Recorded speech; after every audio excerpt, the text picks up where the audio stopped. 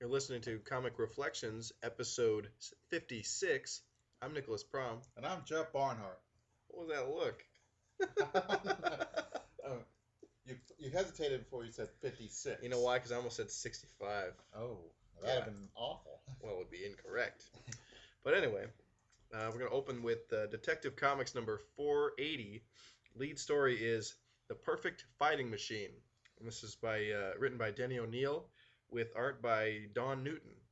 Now, I got to say though, Don Newton, and who is the artist on all three of these Batman issues we have today, uh, he died of a heart attack at age 49, and there is just this cult about this guy online that I've found. Like people just have he has a posthumous following that's kind of Really? startling. Yeah.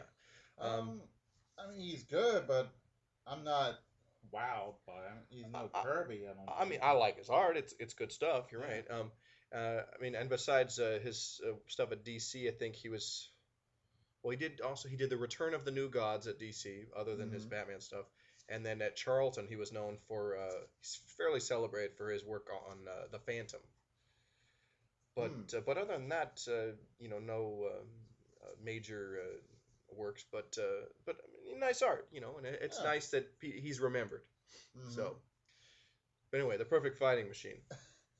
Oh, this fat kid gets bullied and is turned by modern science into the perfect fighting machine. And Yeah, it's interesting they went into detail. I mean, they could have just said he's a perfect fighting machine, and I'd have been satisfied. But they put plastic armor inside him, and I thought it's kind of neat. yeah. And And they built up his muscles and stuff. destroyed his pain nerves, so Yeah, they delayed them. So it was interesting. It's kind of like, oh, this is like fan services, and oh, how many overweight fanboys would love to go around kicking people's butt, and here yeah, we go. totally. And so yeah, these criminals they wanted to use him to eliminate the Batman. Yeah, yeah, not bad. Batman is reading stuff on Eastern religions. That's interesting. Well, it's the 70s, Yep. and I think Denny O'Neil also was reading into things on Eastern religions at the same time. Hmm. So it's or art imitating life. That's it. Yeah. Yeah. Even Angst, or is it Ivan? Angst is the bad guy here, Yeah. or the and cool name. Yeah. So very subtle. Yeah. It's like who's writing this? Steve Gerber? No, Yeah. who we'll talk about later. But no, I love Danny O'Neill and Steve Gerber too. But Hmm. Yeah. Not a bad story. He becomes this Tubby is the the perfect fighting machine. right. Beats the crap out of Batman, and then Batman's hitting him. Nothing happens, and all of a sudden the pain gets to Tubby and he dies. So Yeah. that's the story. It's not bad. Doesn't Batman catch the guys that turned him into the fighting machine also? Yeah. He and Batman dresses up like a pizza guy. Man, wouldn't that be cool?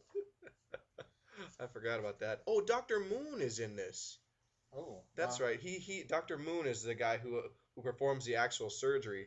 And years later, in the 80s, he would team up with the Joker in a pretty memorable story, and brainwash Catwoman, who had at that time reformed into turning evil again and stuff. oh yeah. So Hmm. Dr. Moon is he we see him, he's a recurring character in this. Right. So Yeah. Twinkie alert. Green Lantern versus Mirror Master. yeah, Um, not a bad little story. Although Twinkies here, there are Twinkies, yeah. are yellow. So, and Oh, that's right. then Green Lantern's ring cannot affect anything that's yellow. yeah, so why wouldn't all the bad guys wear yellow? I don't know, because it's not that cool. Yeah. But yeah, I mean, like I'm trying to think of Green Lantern villains who are yellow, and nope. I mean, Sinestro's power ring and energy is yellow, but no, that's weird. You would think that he would have a plethora of yellow villains, Mm-hmm. or maybe Yeah. that's too obvious. Yeah. How does he beat the Mirror Master? Oh, the kids roll a big thing of Twinkies in front of the Mirror Master because Mirror Master's got him in a reflected him, and so Green Lantern was going to put a green cage around him, but the Mirror Master reflected that back in his green cage around Green Lantern. Oh, okay, that's right. So the kids roll this big batch of Twinkies in front of it and to defeat the Mirror Master. Man. Yeah. So you don't need superpowers to defeat supervillainy. You need baked goods. Yeah. Oh man. Yeah. Works on stoners too. Yeah. Oh, the criminals always eat the Twinkies, but the superheroes rarely do. Yeah, I have noticed that. Yeah. Well, crime does pay. Apparently. Not a bad little story. Yeah. So our backup story in this issue is the case of the off-key crimes. It's written by Len Wein with art by Murphy Anderson, and it's Hawkman against the Pied Piper. Yeah, not a bad little story. Hawkman has a flail, or Hawkman uses all these ancient weapons. So yeah, he has like a flail, like with a mace on the end. Yeah. For example. It's almost a Morning Star, but it's not pointy. I Yeah. think the Morning Stars are pointy, and this just has knobs on. Yeah. It hurt just the same. Though. Yeah, you remember in his secret ID, he's a curator of a museum, and so he uses all these ancient weapons when he goes and fights supervillains, which is kind of cool. Mm-hmm. So the Pied Piper, he's like renting out like sonic weaponry to street criminals to commit crimes, and then getting a piece of the action. Yeah, and he tries to take over, and oh. And Hawkman sure kicks the crap out of the guys who are like robbing places with these horns. Yeah. Well, one of them's a dirty hippie, so he deserved it. Right. Oh, yeah, he cried. Yeah, they're kind of fun bad guys. Long hair and facial hair. So yeah, it's interesting because when Hawkman punches a guy with long hair like under the chin, you get a great shot of like the hair flying everywhere. Right. So it's kind of cool. Yeah. Oh man, but and he captures Pied Piper with a massive horn. So, I mean, we're talking about big. So. Yeah. Yeah, it's okay. Yeah. Probably Murphy Anderson's art's probably the highlight of that story, but next we have Detective Comics number 505. The story is Werewolf Moon, written by Jerry Conway, with art by Don Newton and Dan Adkins. Mm-hmm. Oh, and it's exactly what you expect: Batman against a werewolf. Yeah, I don't know about Batman. I don't know what. Why do I have this trouble with supernatural things against Batman? As if Batman is to any has any feasibility whatsoever. Right. It'd have been shot about 1,000 times ago. Well, yeah, absolutely. But in honesty, because he's like a dark, shadowy kind of guy, it makes sense to do stories with him fighting monsters. Yeah. You know that vampire story we read like a couple weeks ago? That was okay. Yeah. The heart transplanted into a clock was just too stupid for me. Oh, okay. But the rest of the story was cool. The fight with the vampire was pretty sweet. Oh, I think they wrote themselves into a corner and had to get out somehow. Yeah. And I wonder that happens a lot in everything. So yeah. Any kind of art form, which is story. Yeah. Oh, this little girl is sick, but she has to have the blood of her uncle Lupus. Yeah. Foreshadowing there. What could he be? Oh, and so poor Batman has to go to Alaska. Poor Batman. Yeah. To find the guy, because he's out, and he's like a wolf hunter, and he's like a hermit or something out there. So Batman's the EPA, or no, the animal lovers hate him because he's out hunting wolves. Right. Which is interesting. Oh, and there's this thing about the mayor is running for office against Batman.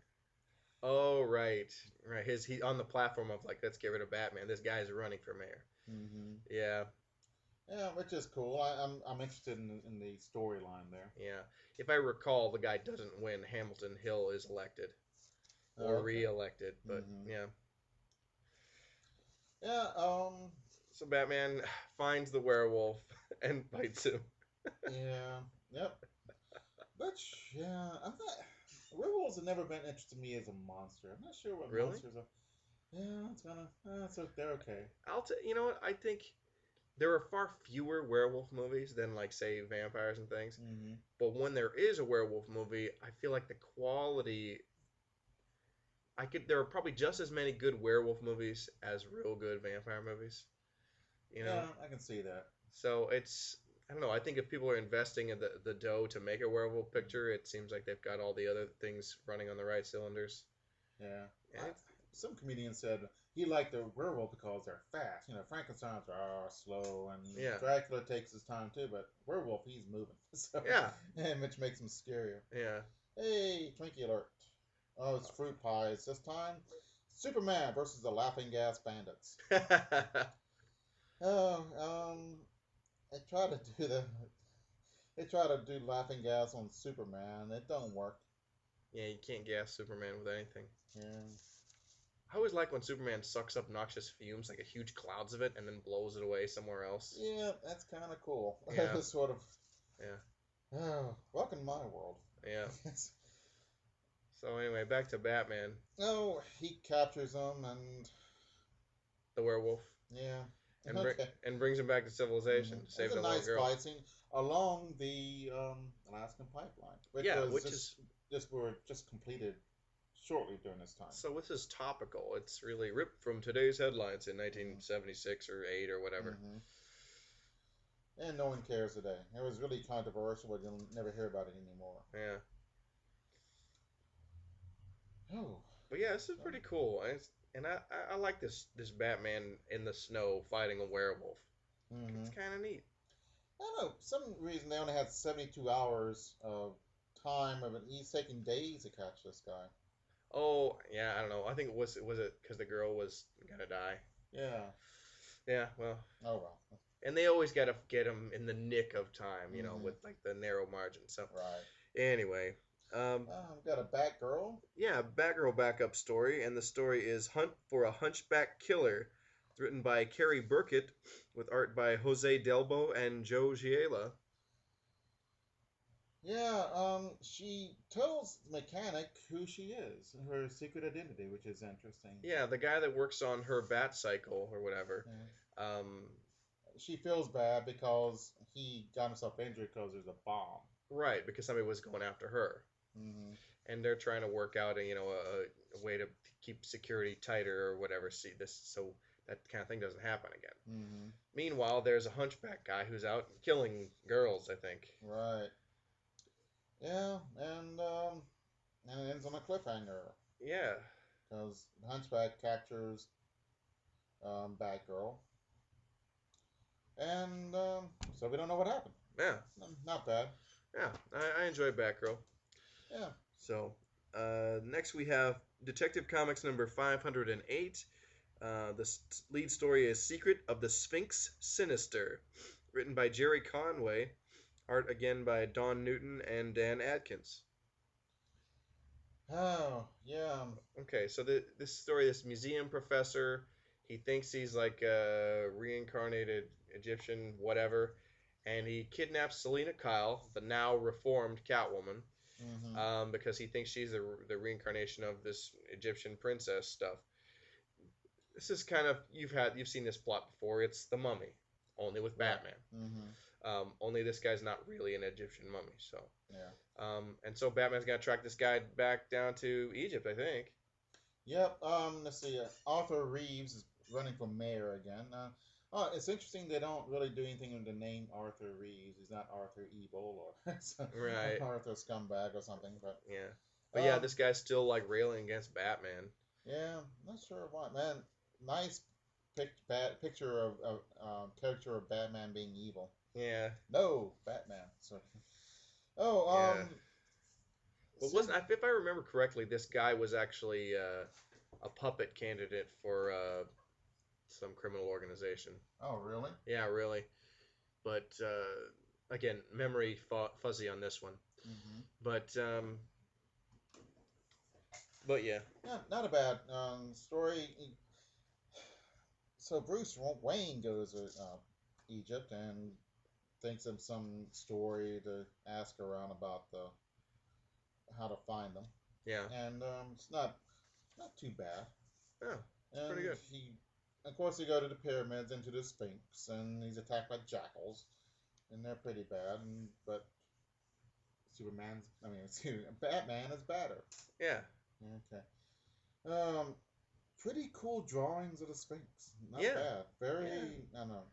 I understand why people like Don Newton. He's good, you know. Hmm. So, Yeah. um, Oh, Twinkie alert. yeah. Hostess cupcakes with the red tornado. Yeah, Yeah, somebody sucking up Hostess cupcakes. with a big vacuum. Yeah, double barrel vacuum. Oh yeah, And the tornado comes and kicks his butt. Yay! yeah. Yeah, the Hostess cupcakes are the real hero. Yeah, I guess Oh so. wow, the hero of diabetics. Yeah, we got so Batman falls into the Sphinx in this hidden area no one knows about.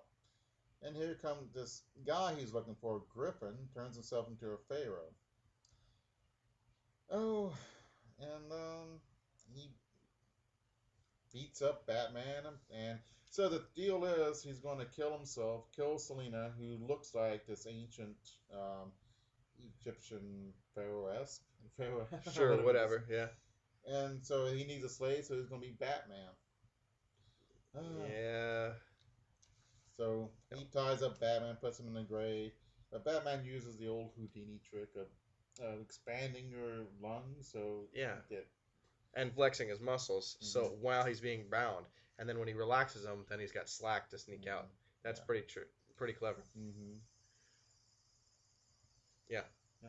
He uses some kind of. He's got an amulet that gives him magic powers, I guess, to Oh, the bad guy. control the jackal. Yeah, Yeah. Griffin. And well, Batman escapes, beats up Griffin. Um, Griffin loses his. So Griffin calls the jackals to kill Batman, and but Griffin loses his amulet, Oh and yeah, and that was the source of all his power hmm and and his things do not end. delusion. Yeah, Yeah. and things do not end well. Yeah, the jackals eat the guy, and then Batman or Bruce is able to rescue Selina, and they go back to America.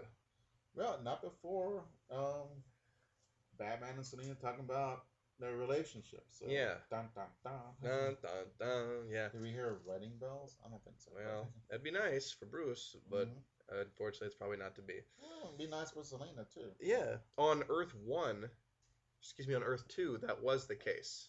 On Earth 2, they married and they have a daughter, the Huntress.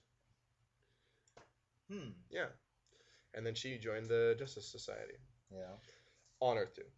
Hmm. But let's see, we got a backup story with Batgirl, and the Hmm. story is Attack of the Annihilator, written by Kerry Burkett, art by Jose Delbo and Joe Giello, with a guest appearance by Supergirl. Yay. So Batgirl's at her mechanic shop talking to the mechanic who works on her bat cycle. And she's giving a speech because she's ex-congresswoman. Yeah, Did she resign or did she? I think she just didn't go for re-election. Yeah, that's probably best. It's It was an interesting idea, but I think people, it's like that just keeps her away from Gotham, and it's a busy career. If you can Right. just say she's a librarian Mm, or whatever, you can, yeah. you know, Oh, I gotta step in and make sure the books are in order. Then she turns into Batgirl. But exactly. what are you gonna do? Giving a speech in the halls of Congress and then All right, it's House of just Representatives and then gotta go. well, It's- it's the same nonsense as that GBS crap with Mhm. Superman. It's like it creates way too many problems. Is that the worst job a superhero could have? I'm trying to think. You have to have a job where you're like, you don't have to be in the office all the time, Right. and it's not like you're on TV or something. Mhm. Uh, Newspaper reporter's fine. A janitor would be great. Yeah, like Hong Kong Phooey. Oh yeah. Yeah. Scatman Crothers love him. Oh, me too. Also the voice of Jazz from Transformers. Oh. Great. He did a lot of animation, which is Mm-hmm. cool. And earlier in this issue, the Batman story where he goes to Egypt and stuff. Mm-hmm. I was just thinking, like, whenever the superhero has to go travel to some place, exotic place, Mm-hmm. in their secret identity, and then the superhero just happens to show up, Yeah. those such scenarios are like I think the biggest risk to the secret ID. Right. It's worse than having a Lois Lane trying to expose you all the time. Right. Yeah, I thought about that as well, and And that's happened to Spider-Man. I've seen that a lot. Mm-hmm. Being the photographer for the newspaper, that's a great secret idea Right. because Mm-hmm. he can be out and doing stuff and looking for the bad guys and getting the photos. Mm-hmm. So Yeah, I don't know. Are there any unemployed superheroes? in the '90s they had a couple of like homeless ones, like Spawn and the Max, Mm-hmm. but those were kind of different situations, Yeah, and neither of those are like that good either. So yeah, but yeah, okay. When they did they do a cartoon show on Spawn? on HBO they did, yeah. Man, what an awful show. There's about three narrators or something like this, Yeah. saying how important this was, and then or how deep, and it was just really pretentious, which is No. the major sin of any art.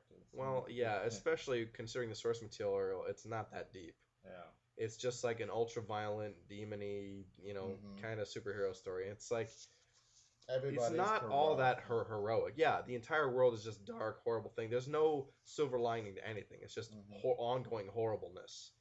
And who wants to read that? Who wants to watch that? Oh, there's a quote. Yeah. Oh, there's a quote in here. Batman says, "I never laugh." And it says, "Yeah, you do. I've seen you laugh lots of times in the Golden Age and the Silver Age." Yeah. Yeah, where you been? By the time the Bronze Age rolls around, it's time for Batman to get serious. Yeah. So. Oh. So anyway, what's up with Batgirl? Oh, there are some geologists. Yeah, they're the worst. It's always trouble when there's a geologist around. You find some unusual. Well, it's not just an unusual rock. It's some kind of super powered mineral that and causes him to get super smart. And he's super smart because his head expands. Of course. Yeah. Like mine. When people get that, it seems they always go crazy. It's very, with this guy, it's kind of like Hector Hammond from Green Lantern. Oh, I've not seen that. Yeah. Well, maybe we'll see him in some comics. Well, maybe so. Oh, but he is beating up Batgirl, and he beats up Supergirl. And who randomly just shows up. Yeah. By the way. Mm-hmm. She is, yeah. Orlinda Danvers was on TV. Oh, that's right. She was a soap opera star. That's right. That's right. Another bad thing for If you can't be public figure like that, you have to be able to have some kind of anonymity. Hal Jordan, test pilot. That's okay. Barry Allen, police scientist. Hey, if you're a cop already, that's a pretty good actually for a superhero. So, but yeah, being a television star, no. No, because millions of people watch you and look at your face enlarged. Exactly. So it's going to be hard to disguise that. Especially Supergirl, who doesn't wear a mask or anything. She just takes off her brown wig. Yeah. So, yeah. Oh, well.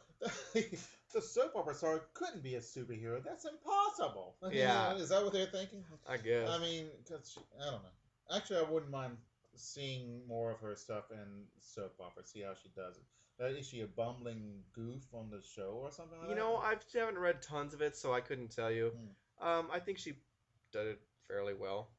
Yeah. If I remember correctly, Spider-Man's wife, Mary Jane, she was a soap opera star as well. Yeah. At one point, but she's not a superhero, so yeah. Who cares? Right. I mean, I'm a big Mary Jane fan, but she's not my favorite of them. But no, it's okay. But, moving on. Yeah. We've got The Flash number 259, and the story is Black Hand: The Kill-Proof Criminal, written by Cary Bates, art by Irv Novick and Joe Giella. Oh, Black Hand is a Sicilian name for the mafia. Yeah. So, And the Black Hand was the organization that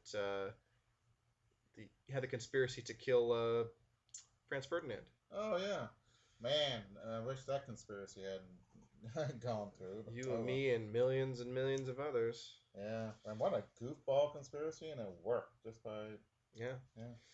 But And, Black Hand breaks the fourth wall. yeah, oh yeah, that's it. I was wondering what's going on here, and that's it. And it's kind of cool. He's a cocky little sob, isn't he? Yeah. And it's so weird. Like the concept, he's kind of cool, but like it's funny. In recent years, he's become a major villain, Mm-hmm. like a really big deal. But in this, I'm like, this guy's a goofball. He talks to the reader, Yeah. and his whole power is he absorbs residual Green Lantern energy into this little thing. And I'm like, Oh. you're the leftover villain. You Right. know, how can you Yeah. gonna even He's fight Green recycled. Lantern?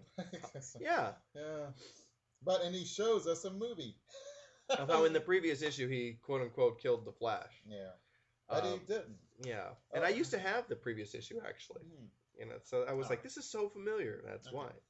The Flash has an aura that allows him not to get burned up when he's going the speed of light or whatever. Right, and now today we would call that the Speed Force. They kind of like brought in this thing that they talk about Oh. later. That aura now has something. It's the source of his powers, the Speed Force. He and Jay Garrick and Wally West, they all tap into it. Hmm. So anyway, Yeah. So the aura is yeah, taken away from him. So if he runs really fast, he burns up. yeah. So he's got to go a lot slower. So I guess he's buck naked, and he takes off his uniform. Oh, then He runs into like a cart of like clothes that somebody happens to be walking by on a street with, and swipes some clothes. But before that, he turns himself into particles and puts himself in his ring. Yeah, I thought that was really weird. Yeah, And so, then a cat accidentally like touches it off and releases him from his ring. so what happens if the cat hadn't come by? You'd have been I think there he- for. Well, I think Barry was thinking that it was gonna roll a certain way. Mhm. I don't Well, know. I don't know. Well, he's burning up. He doesn't know what else to do. So, give him, give him his chops. I mean, Sure. it's not a bad plan. It worked, but man, it could be. That ring could have been there for a long time. That's true. So, Black Hand get some kind of nuclear explosion going on. I have no idea.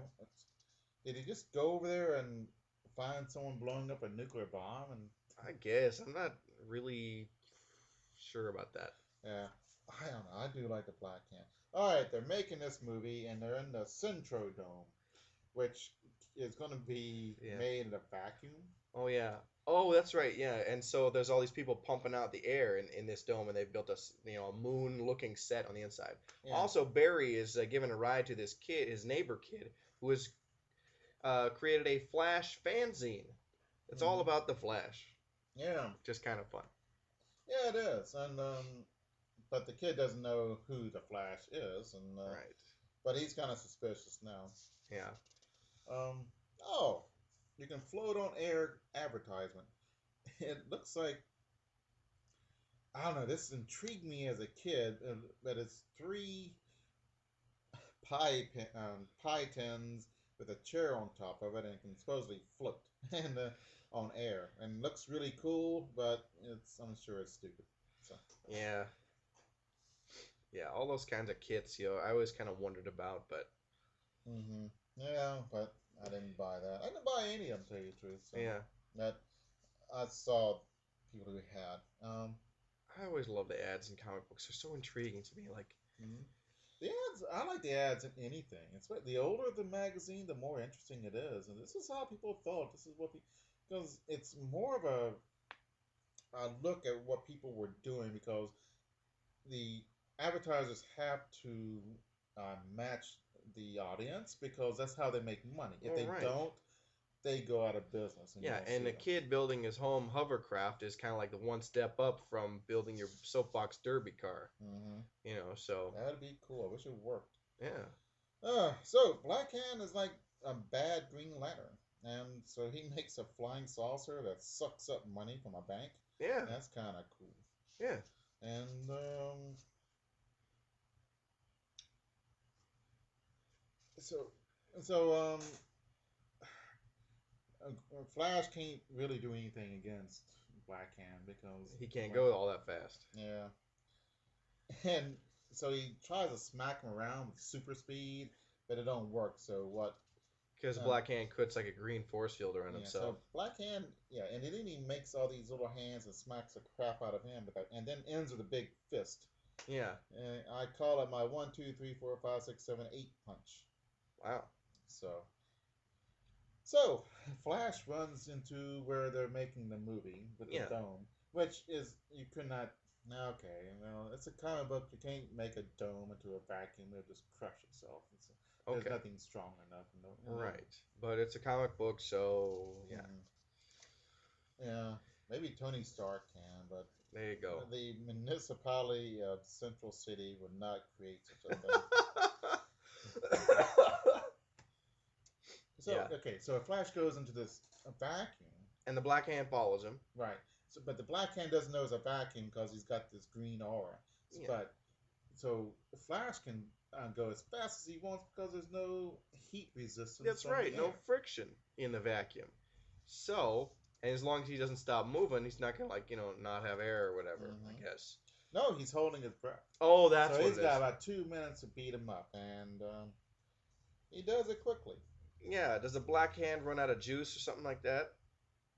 No, he sends a green bolt against him, some kind of green bomb, and then um, Flash runs around, and then he runs back towards Black Hand, and he splits and goes around him, and the bolt goes in the middle and smacks Black Hand. Of course. Okay. Not fairly clever how they use super speed. Yeah. So that's kind of fun. Yeah, it was. All right. So next we have Flash number 272. The story is The Girl with the Master Mind, written by Carrie Bates, with art by John Calnan and Rich Buckler, and inked by Vince Coletta. Mm-hmm. Oh, we find Flash with three guys on trapeze wires. Yeah, and these other guys, they've all been kidnapped for a revenge scheme. This guy was a circus performer, and he wants revenge on the Flash and all these guys. He was a circus clown. And his family died because the Flash wasn't there to save them. And so he blames Flash and all these other guys for some reason. That's kind of unreasonable, I think, but yeah. Oh. Flash gets loose out of this and beats up the clown, I think. Yep, and yeah, okay. So then we find out this chick is checking out the situation, and she's some super genius chick. Okay. Which is where we get Girl the Mastermind. Right. I love super intelligent. Is she super intelligent or she has ESP? I thought it was ESP. I think it's ESP, but she's pretty smart too. Okay. And not bad looking, which is important. You're right. In comic books. Oh. Hardly ever see any dumpy chicks in comics, which is fine. Yeah, no complaints here. Yeah, so there's this guy that also is having weird experiments being put on him. Mm-hmm. What's the guy's name? Oh, what is his name? It's a Nephin project, and I guess is his name. I only asked because this guy's gonna be in the next batch of Flash comics that we're talking about. Okay. I just blanking on his name. Yorkin is the guy. Yeah. They're doing experiments on this guy's brain and making him even crazier. Mm-hmm. But they're gonna turn him into some kind of super powered monster man, which is bad. Mm-hmm. Barry Allen tells him, "Hey, you can't do this," and oh yeah, you're right. And this is Barry Allen goes away. They continue with their wicked experiments. Yeah. And then Barry Allen's in the lab and he finds out that silver nitrate's bad because it's been replaced by heroin. Man. Yeah. With his lovely assistant, who she's new and she doesn't really realize what's up with the silver nitrate. Mm-hmm. Yeah. But yeah, so Flash has to uncover the dirty cop who is, using his lab to smuggle drugs. Yeah, and but the entire heroin thing is just a plot to full flash into running into this brick wall. Yeah, okay. And here's then the The girl with ESP. yeah, who dresses like a Russian of all things. Oh, okay. Is that a okay? Well, look, she's got the boots. She's got that looks Slavic, doesn't it? Well, I guess, but also it could be just like a '70s kind of thing. Yeah, that's true too. Don't put anything past '70s um, clothes, Yeah. but So not. we'll have some kind of resolution with some of those plot lines next episode. Mm-hmm. So moving on, we've got Giant Size Conan #4. And the lead story is Swords of the South, written by Roy Thomas, with art by Gil Kane. Um, and then the ink duty kind of split up between Frank Springer and Vince Coletta. Yeah. So this is Conan as the king. Mm-hmm. Conan's the king of Aquilonia, right? Is that this story? Yeah. Yeah. Yep. And what's going on? Proud Aquilonia. Yeah. Oh, thing on the title, Swords of the South. This is a takeoff on the Harold Lamb stories because it's Swords of the East, Swords of the West, Swords of the Steppes. Okay. So, and kind of reads like them too. Well, right on. Harold Lamb didn't use as much sorcery and all that, but they're convoluted and clever, and I'm not gonna go into plot. It's really this is really complex. It is. A bunch of stuff happens, a lot of backstory. But Conan's someone is trying to usurp Conan, and he's got to basically track him down, and he fights and gets into all kinds of stuff. Yeah, it's I don't know, it's a fun read. I enjoyed it. It's and I love Gil Kane's art. mhm. Although a lot of people complain about Vince Coletta's inks, and I can understand in this example How because so? the people complain that his inks are a little too light or whatever, and Gil Kane, I feel like you do need a stronger inker, so I'll concede with this example. Hmm. Gil Kane's art is still strong, um, but Yeah, yeah, but yeah, after some treasure that the what's the MacGuffin? It's Heart of Ahriman. They yeah. gotta go after. So somebody's being tortured to try to get like how do we open this box that holds the heart of Ahriman?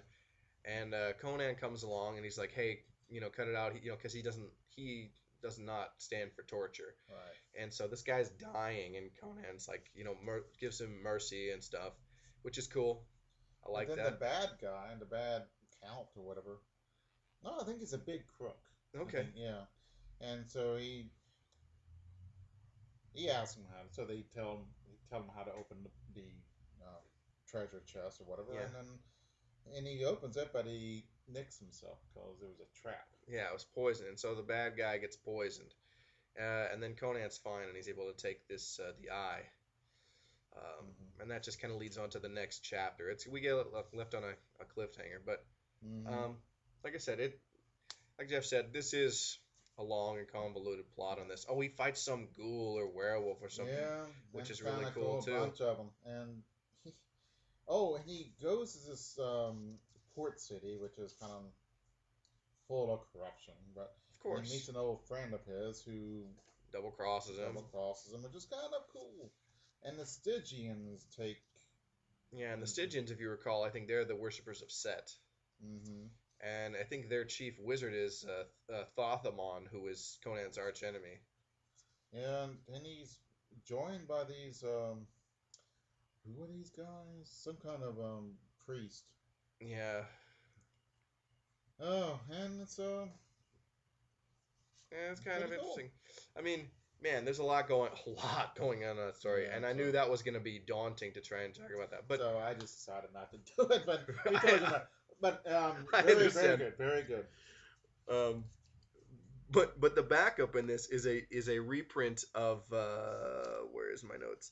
Is The Lurker Within from Conan #7, Mm-hmm. and it's written by Roy Thomas with art by Barry Windsor Smith and Dan Adkins, who was Dan Adkins was kind of a protege of Wally Woods. Hmm. He did a lot of work with Wally. Okay. Um, Well, okay. this story is not as convoluted. No. We can talk about this. Conan helps this girl fighting against these wolves, and Conan thinks that these wolves are kind of wusses because he only has to kill two of them instead of five. So Right. they sort of run away. But the girl is kind of a she's some kind of countess or something, Yeah, and she's a big shot. yeah, she's really mean and nasty. But So she's real good looking, and she says, Conan, you're going to be my new chariot driver. So she takes Conan back into the city that she's from. Her uncle is the bigwig in hmm the city, like the governor or something. And um, he gets into a fight. Well, he gets into a chariot accident, and yeah, gets in, almost gets into a fight. And oh, but the girl has gambling debts. yeah, and So she wants Conan to steal something for her. yeah, that's in this super bowl, that big bowl, and Yeah, it looks like Egyptian stuff. But it's so he does it, and then he finds a bowl and it's empty, and there's a murdered guy. So we have a murder mystery, yeah. which is kind of cool. So she set up Conan to take the fall for a murder, and to Did she? I think she did, and then so that she could take that object without anybody I questioning thought it about was it. yeah, because she does show up. So okay, Yeah, I did not get that. Very good, very yeah. good. Okay. So Hmm. so that she could get the treasure or Okay. whatever. All right, but someone steals the heart of Araman, or no, what is it? It was just some other object, the Yeah, MacGuffin. just yeah, the MacGuffin, and she uh, she calls one of her minions stupid, swinish, and cruel. You can say that about me. Wow. Just kidding. That's a fool. Give me a break. Okay. I'm giving you a break. I thought it was I thought it was funny. Oh, in, but the object in the bowl was a trap to um and yeah, this is kind of convoluted too, but it's really cool. So the guy he releases a god. Yeah, And God, it's this monster thing, and it like a kills. And it, Medusa, dragon. yeah, with like an iron, with like a golden mask face. But anyway, it kills everybody except for Conan, of course, Yep. and he kills the monster, and he gets the hell out of there. That's pretty Right. much it. Yeah. Yeah. I mean, it's a Poor great Conan fight never too. gets. Yeah, very good. He beats him up with an old crossbow, which is kind of Yeah, it's pretty sweet. This monster's like a snake body and then like snake hair, and it's pretty messed up. Yeah. Well, the girl dies, and Yeah, so everybody dies except for Conan, I think. yeah. But Conan gets out of there because it's bad news. So Yeah. yeah, very good issue Yeah, though. no, I Whiz bang. always enjoy reading Conan. So next we've got Giant Size Conan number 5, and this has reprints from well, the lead story is a reprinting of Conan number 14. It's a sword called Stormbringer. Now it's written by Roy Thomas and plotted by Michael Moorcock. This and the next story in this issue, Michael Moorcock, of course, the creator of Elric of Wow. Melnibone, and Conan meets Elric in this 2-part story. It's pretty cool, and of course, art by Barry Smith and inked by Sal Buscema. So it's just all stars all around, and Yeah, this is a pretty cool story. indeed it is. Oh, there's a girl in trouble being chased by some kind of undead creatures on horses. Horses with beaks. Yeah, okay. It's pretty, yeah, and they're blood red too. Yeah, But they said, this is none of your business. And he says, well, Conan says, well, then I'll make it mine because I like the turn of the wench's legs. yeah. So, okay. Conan is the man. He is, and he But, kills the crap out of these undead guys. yeah. But they're still fighting hard. Then these eagles come down and run them away. Yeah, So we meet this old guy, Zukala, Zukala. and he is actually an old enemy of Conan's. And he says, "Look, let's bury the hatchet. My daughter loves you. I want to send you on a quest to save her life, basically, and mine, and whatever. I can't remember exactly why, like what Zukala needed him to do. Is to get an object or to like kill somebody He's evil? trying to kill the evil, powerful sorceress, the Green Empress. Right, who I think is a character from the Elric stuff. Hmm. Do you ever read any Michael Moorcock? I think I have, but I can't remember what I've read. Oh, okay. I haven't either, and I'm kind of ashamed. But Hmm. Nothing. Yeah, nothing comes to mind. I'm sure I have, but I don't know. yeah. The name is famous.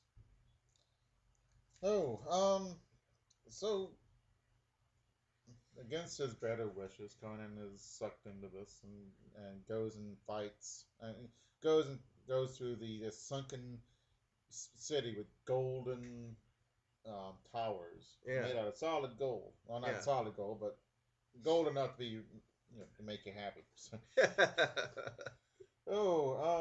and there's this evil woman called Jambarg. I don't know if I'm pronouncing I that we'll correctly. I'm call not it sure. good enough. That's what I was saying. So, So she sends this. Oh, what is this guy's name? oh, this guy is like, Gaynor the Damned. yeah, Prince Gaynor. Mm-hmm. Yeah, and this guy is like the enemy of Elric, and of course Conan and Elric meet immediately, Mm-hmm. and they fight. Yeah, and they fight and fight, and then there's all these ghouls and all that. So it rains because of Zukala makes it rain, and so rushes washes all the bad evil guys away. Well, that's cool. And Yeah, then it is. then Conan and Elric decide not to fight, Mm-hmm. and they're gonna like team up on their mutual quests. Because Elric's on a quest to defeat Gaynor, Prince Gaynor, and the Green Empress, right? No, No?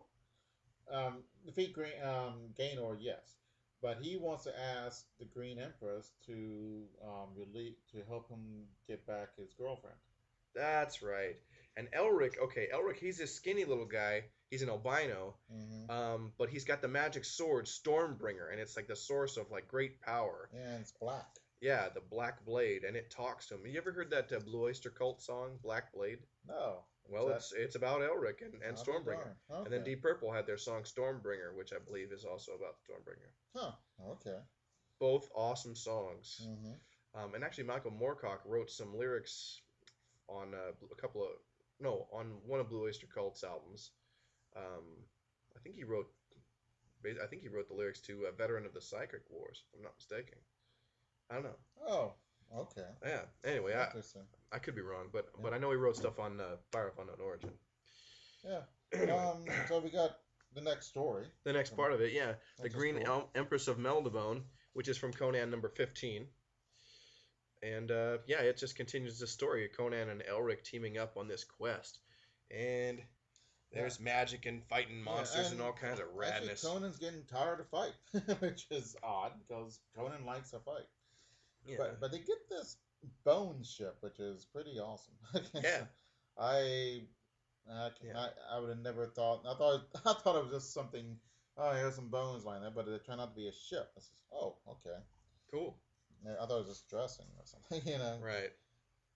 Okay, so this guy they find this wizard trying to raise up the Green Empress, and Yeah. then Gaynor shows Oh, up. and this with his wizard dragon. is Kulan Goth. He's another major Conan foe. In fact, that was the name. That was Kulan Goth was the guy Conan fought in the movie Conan the Barbarian. Oh no, it's Thulsa Doom. Oh no, you are correct. I I don't know where that came from, but I remembered it. You are correct. Uh, I am wrong. But Kulan Goth is another wizard that Mhm. Conan's fought. I know. So Yeah. Oh, the Green Empress shows up. yeah, she looks like She-Hulk, Yeah. with not, but She-Hulk has a better disposition. I think. Yeah. I think this story probably predates the introduction of She-Hulk. Yeah. Um, But yeah. and Green Empress has better hair. Okay. Very 70s type. She's kind of like the better Green Woman from Star Trek. Yeah. All right, but she kicks butt. And, but okay, so the girl, Zukala's daughter, daughter who's hanging whatever her around, name is, yeah. she is Arkin, this good god of the order or something. Gosh. Yeah, it's Oh man. it's a lot of gobbledygook. Yeah, they turn into a super fighting creature, Yeah. and they she fights a green person and wins. So, Yay. but she dies at the end, so Just it's kind of sad. sad. Yeah, this And this the girl Conan loved Conan. stories are sad, Yeah. and the last one, man, he every time he thinks he's got the MacGuffin, is stolen away, and he's got Yeah. to do all this stuff, and man, which is a good thing. It's it's I don't mind sadness if it's not done too much or It seems like an ongoing theme with Conan, though. The chick in the story that he rescues or whatever, mm, or gives it to him, mm, ends up dying at some point. right. You know, like how often has Conan had a woman and then she dies? Yeah, more It's time you can think, but yeah, oh yeah, but you know, yeah, you said rock and roll used to have a lot of sad songs, but they don't have sad songs anymore. But no, you know, back in the 50s and 60s, everybody was dying and crying, but now, yeah, that's not cool. It's right? got to be depressed or something, or I don't know. I don't So, know.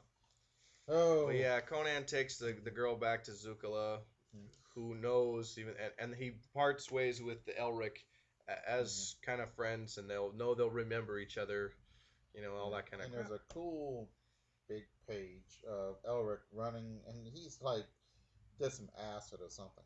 Yeah, It is crazy, but it's beautiful, yeah, gorgeous. That'd make a great poster, in fact. yeah. It would. It looks a lot like those posters that we would see at the time. Mm-hmm. Yeah. Indeed. But the poor girl dies. He goes back to Zukala And then they part ways, mm-hmm. So Friendly, like so. yeah, which is kind of cool because Zukala was a former enemy of Conan's, so they've Mm-hmm. kind of come to an understanding. Yeah. So we've got one last story in this issue. It's another backup, and this is taken from Conan number 12. It's called Blood of the Dragon. And it Ri- stars Gil Kane and Roy Thomas. That's right. They have there's a framing panel at the beginning and end of the story that yes has Rascally Roy and Gil Sugar Kane kind of introducing the story. Well, why is Gil Kane writing the story? Isn't he the artist? Yeah, they show him drawing it. Rascally Roy Well, is no, but standing he's over his right. shoulder. He's figuring out the story though. Why they can work? They could work out a plot Oh, together. okay, all right. So, but anyway, the Blood of the Dragon, and this story is man, Gil Kane is in great form on this story too. I Oh, Mike, I didn't see this beforehand. I was too shocked by Foom again. I don't know. the Friends of Old Marvel. Yeah, I'd like to see what that was all about. But Oh, that club. Yeah. mhm. But there's this underneath it. It's cool it with Marvel freeze sickles. I had no idea. But, Oh yeah, they had molds you could send away for that were shaped like Captain America, Hulk, and Spidey, and you put your Kool-Aid in them or whatever and freeze it in the freezer. all right. Kind of neat. Yeah, it is. Oh no, it's just a great picture of the Hulk looking happy, eating himself. So, oh, I'm Oh, amused. okay. All right, there is this. Is this the one about the dragon, right? Yeah. Yeah. So there's this high dragon, um, killing villagers. So they send out the king's son. The Prince of the Realm or whatever. He's Yeah, like, I'm gonna go slay that dragon, and he never returns. So yeah, this evil, oh, nasty guy, yeah, he's kind of a Caligor, yeah, is oh the names.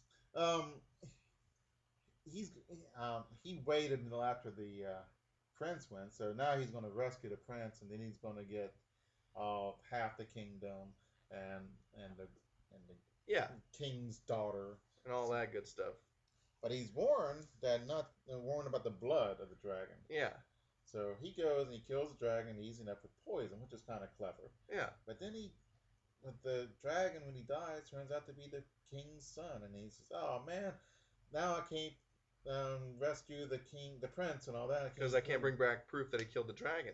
Right. But it's every time you kill the dragon, it's you get the dragon's blood on you or something. No, but you do get it on there, and he smacks his forehead or something like that, and Yeah. has the blood on it, and then turns him to the dragon itself. So Yeah, so this guy loses, yeah, but he was a nasty guy anyway. yeah. But I like the framing sequence that we've got with Roy Thomas Mhm. and Gil Kane. That's cool. Yeah, Yeah, it is. and man, Oh, Gil not a Kane battle knows song. how to draw a dragon. Let me Yeah, tell you. it is cool. Yeah, All right. yeah. So next we have Giant Size Man Thing number 2, and the lead story is Of Monsters and Men. It's written by Steve Gerber, with art by John Buscema and Klaus Janson. Yep, that's another King Kong story. A creature is captured and shown in front of people and gets mad and escapes. That's the Basically, plot. Yeah, but we get a cameos from the Fantastic Four, which is and cool. Tony Stark. Yep, and it's well. Yeah, it goes into the philosophical question: what do you do with something with a creature this odd, and do you show them to people? Which I would want. Jurassic Park. I want to go to Jurassic Park and Yeah, check it out. And I like to see what the man thing looks like. And I yeah, wouldn't mind seeing King Kong, yeah, but you can do it a little bit more sedately, so they're not as bring them up and with chains and all that like they did King Kong. But right. you know, put them in a nice, comfy, confined area and let people walk around and look at them. Yeah, yeah. Like But the a good zoo yeah, instead of a bad zoo. But they don't do that um, man thing. They they brought him out like King Kong, and he gets mad. So. yeah. Well, the thing is, because the Man Thing is sensitive to people's emotions, he can feel, others people's feelings, Mm-hmm. and fear enrages the Man Thing. 'Cause remember, anything that knows fear burns at the Man Thing's touch. So he's an emotional sensitive, like a dog almost. Mm-hmm. Um, um, he's empathic. Thank you. That's the word I'm trying to Yeah. find for it. So, the Man Thing is just put in this situation where, yeah, he's put on display, and then people are terrified, and then he's enraged. He feels pain when people, excuse me, Yeah. when people see him and are fearful. Mm-hmm. So, Yeah. This this evil guy. Um. Oh, Schist. F.A. Schist, yes. Um. Um, He's killed, and his wife wants revenge. His widow wants yeah, revenge, and hires this scientist to invent this trap, and the trap works like gangbusters. yeah, Oh, so they take him to I museum and guess stuff. museum where the Tony Stark's there, and they argue about what to do with it. The Thing knows all about Man Thing. Oh, yeah, because Ben Grimm had met the Man Thing before. And, Mm-hmm. And he likes him, but he never tells anybody about that. well, right. You And, know, as many times they get burned by that, they should know to tell. How many yeah. times in comic books, Well, he was bat gonna he or was gonna tell Reed, but Reed was in such a big hurry, mm, you know, and Ben's like, whatever. But yeah, yeah, Ben knows all about the Man Thing. He knows who he was when he was still a man. mm-hmm. And so yeah, but the Man Thing, he runs amok, and then Yeah. gets brought back to his swamp. I don't know how that happened. Yeah, they He's just kind of like glossed over it. Yeah, hey, yeah, we sent him back. All right, end the story. Yeah, but it was pretty good. Yeah, it's pretty cool. Yeah. So we've got a few backup stories in here that are reprints. We've got I Learned the Dread Secret of the Blip from Tales to Astonish number 15. Written by Stan Lee with art by Jack Kirby and Dick Ayers. Yeah, we have a creature that looks like the monster in Forbidden Planet, and the storyline is direct from the day the Earth stood still. Sure. And this creature is like a being of energy. Mm-hmm. He's like this electrical creature. He's just come to Earth to kind of, well, recharge, if I remember correctly. Yeah, yeah. He looks like a ball of electricity. It's not that scary, and it wasn't that scary in Forbidden Planet. Right. Um, in Australia, they thought the monster was too scary, so they took out the monster, Yeah. all the depictions of it. But what was really creepy by the monster was the sound, and it was coming, and nothing to stop it. And it made by getting rid of the cartoony, because it had Disney people make the monster, and Sure. it looked awful, but it made it far more scarier than it would have been if they had shown the monster. Okay. And there was But it's a really cool movie until you see the monsters. Oh, big disappointment. And but the story of an alien coming down, meaning no harm, and people getting scared and shooting at them. It's straight out of The Day the Earth Stood Still. Right, and this monster was going to bestow the Earth people with, great secrets from the stars. Mm-hmm. He was a traveler, but he's like, this race is too immature, and so Yep. you blew it. And so All he right. bails, and they're like left to like ponder like their mistake. Yeah. Doe. Yeah. So the next story is He Stalks by Night from Strange Tales number 51. No credit on the writer, but we've got art by Bob Powell, who was a very prolific guy Mm-hmm. in the Golden Age. Yeah. And what's this story again? I don't remember this one. Oh man, I can't. Not sure. There are these tigers or terrorizing a village, so they sent this hunter and out to shoot him. This is in India, but apparently this guy was faking a tiger, and so he would be considered head man because Right. he warned against the tiger beast, which was um, supernatural. Right. Yeah, it's kind of convoluted and all that, but um, not badly drawn. Yeah. No, Bob Powell is pretty prolific and popular artist in the Golden Yeah. Age. Um, Yeah. so yeah, I mean this story, it's no great shakes, Yeah, the but guy actually shoots the old guy who he's just pot-bellied old guy, and he actually wins the day. He shoots the tiger in his pajamas. How the tiger got in his pajamas, I never know. well, yeah, it's one of the mysteries. Yeah, and then the last story in this issue is I Dared Enter the Forbidden World. It's also from Tales to Astonish number 15. I couldn't find a credit for the writer, but the art is by Don Heck. And man, what a great splash panel. It's this guy surrounded by these crazy looking monsters. Hmm. Yeah, it's pretty cool. It, big hunters and game hunters. They're about over with. You don't really hear them about them Right. anymore. You used to see them in Tarzan every other episode. All right. And boy, are we going to have a bunch of jungle oriented comics to in the coming weeks. Oh, can't wait. Good. Just kidding. No, I'm joking. Oh, okay. Good. I don't know. It depends on how well they're done. Well, yeah.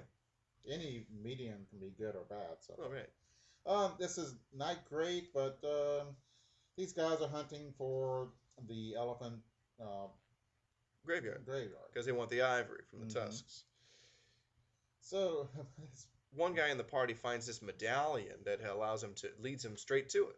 right, but the medallion, it has a mastodon on it. Yeah. So he he runs in there, and these Martians are there, Yeah. and they're harvesting ivory. I don't understand why. But to go to a different planet instead of making a zoo, because they cannot grow animals very well on Mars. Okay. Yeah. Yeah, okay. It's stretching it, but they introduced a mastodon to Earth. Yeah. And they thrived here or whatever, and so when they would die, they would harvest the tusks. And the Martians like, well, they can't. This guy thought he was going to get rich from all this ivory, and the Martians like, well, actually, we can't let your people Yeah. know we exist, so you're coming with us, slave. Yeah. Oh well. Okay, but that's the story. Yeah. Not a bad one. Yeah, it's just okay. So the next book we've got is Godzilla number 6. Mhm. It's Marvel Comics. This series ran for I think like 24, 25 issues, and yeah, it's okay. It's Shield chasing Godzilla around. Yeah, it's pretty cool. Yeah, this story is called A Monster Enslaved, and it's written by Doug, excuse me, Doug Munch, and with art by Herb Trimpe, who's the Mhm. classic Hulk artist. Yeah. All right. You're president of the United States. Okay. Godzilla comes. What do you capture him or do you have him killed? Probably have him killed. Yeah, I think that's the wisest thing to do. Even if he's misunderstood, Godzilla can cause a lot of havoc and kill a lot of innocent people. Yeah. So, and Oh, yeah. So people Shield are, agent, what is it? Gabriel Jones. yeah, from Nick Fury and Howling Commandos. Oh, that's right. And Hmm. Dum Dum Dugan also is there Yeah. from the. Hmm. I forgot Gabriel was one of the Yeah, Howlers. he played his horn. That's why he got the name Gabriel. I'm not sure Oh if yeah. that his real name or was his nickname or. I don't know. We will have some Howling Commando stories in Oh, months cool. to come. But yeah, Oh, yeah, they've tracked Shield has tracked down Godzilla, and they want to like kind of lure him into this mountain and like gas him and then blow up the mountain. I yeah. think. They got this new huge helicarrier, which is called the Behemoth. Yeah, Man, it's big and kind of ugly though. It's yeah. not in a good way. It's utilitarian because they're meant for storage, right? I guess so. Well, it's meant to kill Godzilla. Yeah, Um, man, Dum Dum is wearing this cool blue and gold, or is it yellow, outfit yeah, with his derby on. So, yeah. There's a subplot of somebody that's designed this giant like samurai robot to fight Godzilla, and that's kind of explored in this issue, but yeah, we're not getting the full story because, well, it's just one issue. right, and yeah, but it's a little kid. The grandfather invented it, Takiguchi. Yeah, Young Rob um, sneaks in and grabs the monster, which is kind of, I mean, grabs not the monster, the but robot. the robot, which I love big robots. They're cool. Yeah, And but it's I don't know. They don't have that much security at Shield, I guess. yeah. Or was that from Shield, or was it another organization? Ooh, was it Tony Stark? Or I thought it was Shield for some reason. Because then the next page we cut right to Shield. I think. I don't know if that. Anyway, Oh yeah, I don't know. it doesn't matter that much. Yeah. So, but Gabriel Jones is like he's got like different feelings about Godzilla. He doesn't want to kill him, and Dum Dum's like, look, we just got to try and get rid of the thing. Mm-hmm. Gabriel has some kind of like I don't know. He feels some connection, I think, to the All monster. right. Oh, I'll show you how bad the '70s is. We got Oh, two good. advertisements. Um, Here are your favorite comic book characters come alive, and they have these awful. Now Flintstones are okay. Hansel and Gretel, as told by the Flintstones, it might All be these okay. are all like Hanna Barbera characters. Yeah, I tell you, Godzilla those are Gorilla was awful. Miguel Gorilla. Yeah, Yeah, he's okay. But like Snagglepuss, ugh. these, And this advertisement lies. These are not my favorite comic book characters. Huckleberry Hound does Uncle Remus. I like Uncle Remus. He's very controversial, but I Yeah. think the books are wonderful, and Oh, I love Brer Rabbit. So mhm, all of them are good. yeah. Um, it's hard to get into the dialect to read them, but on the facing page we have Poster Bonanza with Farah, which I never thought was that attractive. I mean, she's good looking, but Right, right. um, John Travolta with all his hair. Jamie, who is the $6 million S? She's Yeah. the man. You know, She's she the lives. She's from Portland. She lives here. is she? Wow. Yeah. And there's a $6 million man himself, and Donnie Marie. Wow. Group B has Kiss, Hardy Boys, Grizzly Adams. Wow, a poster of Grizzly Adams. Yeah, with that beard. Man, that'd be good. Man, I'm surprised that show isn't isn't popular in Portland because, you know, Hmm. we're just all these beardos around here. Yeah. Christopher Nickel, who I fell in love with as a young boy. Isn't she a lesbian? Wasn't she So, like that tomboyish girl? I know, I know. Sorry, I'm I not know judging she it. wasn't that tomboyish in the show, but I don't know. What She was it? might. What was it from Eight and Eight is Enough? Is that her No, show? no, no. It's family. Family? That's what the show's called? Yeah, It's just called Family? yeah. It's kind of a drama. Oh, okay. So and Beretta, Oh, man. who ends up killing his wife. Yeah. And, So, yeah, so just poster ads, yeah. yeah, The 70s. yeah, indeed. Now this is a cool shot of Gabe and Dum Dum riding these little Zilpods, and it looks awesome. And you see the behemoth in the background. Looks a lot better in the background than up close. Yeah. So they gas Godzilla, and and Godzilla fights it, but he's getting knocked out. So they drag Godzilla into the behemoth. Yeah. Which would have been quite a feat, you know, if you think about it. Yeah, because well, he must weigh thousands of tons. Yeah. He's pretty big, so, I mean, hence the problem, you know, Hmm. period. So, Yeah. Oh, the big robots made of Stark International. oh, okay. So, okay. But the kid, there, this is the other subplot. The kid sneaks in and is trying to take control of the robot. And I'm sure the next issue is going to be him in the robot suit fighting Godzilla, Hmm. because Godzilla I think escapes from Shield. Yeah, because they use this super plastic, but his nuclear power breath dissolves it. It's a, oh, Yeah, duh. duh. Okay. Man, Fire melts plastic. yeah, they should Derp. have made it crystal or something. So he Yeah, escapes and blows the devil out of Shield. So, yeah. man, yeah, thank you, Gabe, for your stupid idea trying to capture him. It's So our last comic for the episode is another giant monster from the '60s. It's Gorgo, number 8 from Charlton Comics, and this the lead story is the Graveyard of Lost Ships. I believe it's written by Joe Gill, and art by Joe Sinnott and Vince Coletta, who would obviously we know from Marvel Comics. yeah, Don't usually know Joe Sinnott as a penciler, mhm, more known for inking. Um, but yeah, that's pretty cool. Um, no, we open the story and we find Gorgo and his mom kicking commie butt. yeah, And it's interesting that communists are not, or the Soviet Union is not as makes as good villains as Nazis.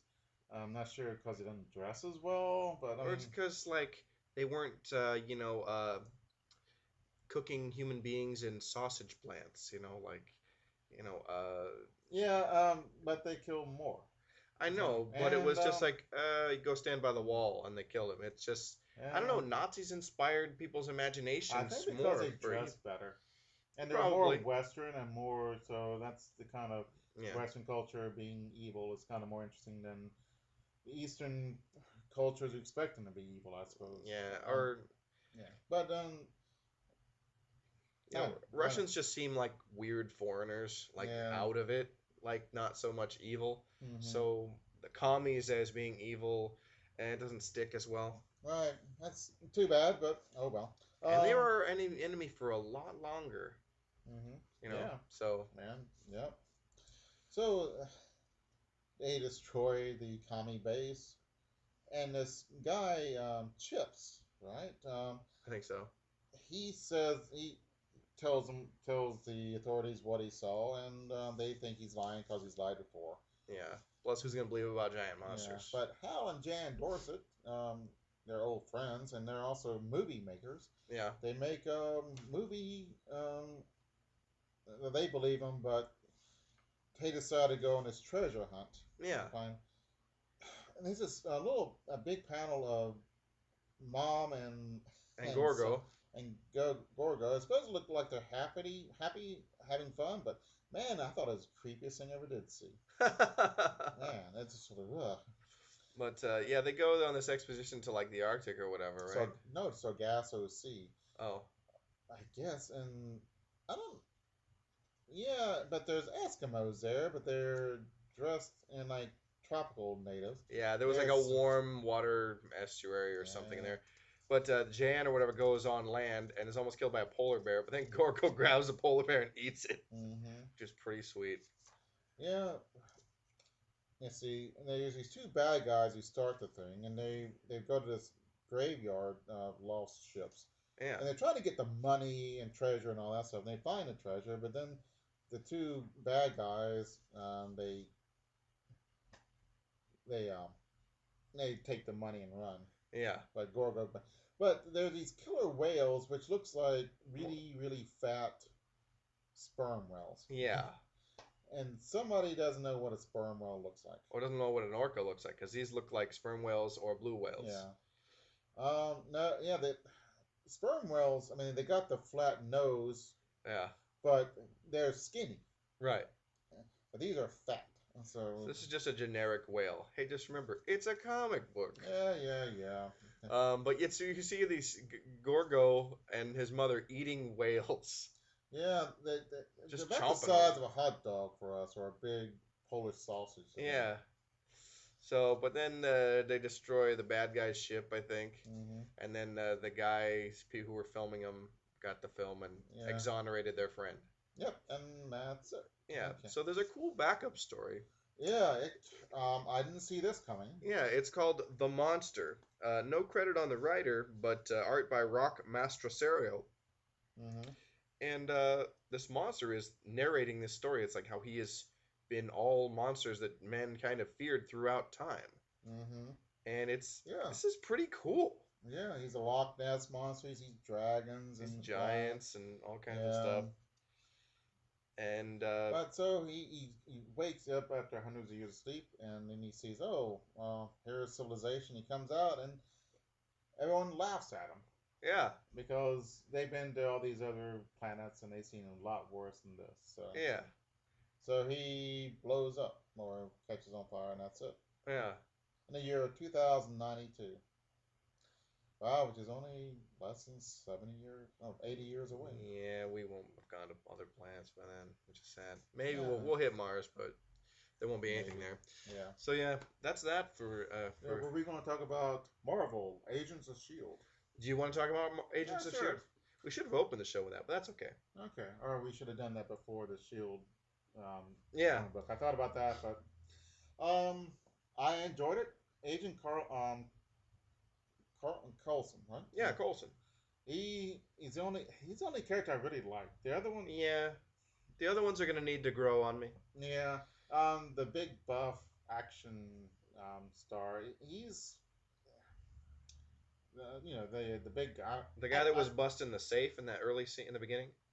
He was getting in that safe, and then the other guys came in to fight him, and he kicked the crap out of those guys in the I kitchen. guess yeah, tall blacker Yeah, guy. whatever. He's I know he's gonna be stereotypical. There's a bunch of in Bones they have a character like that, and Okay. they have one in Warehouse 13, and I enjoy those characters. I'm not sure I'm gonna enjoy a third one. Right.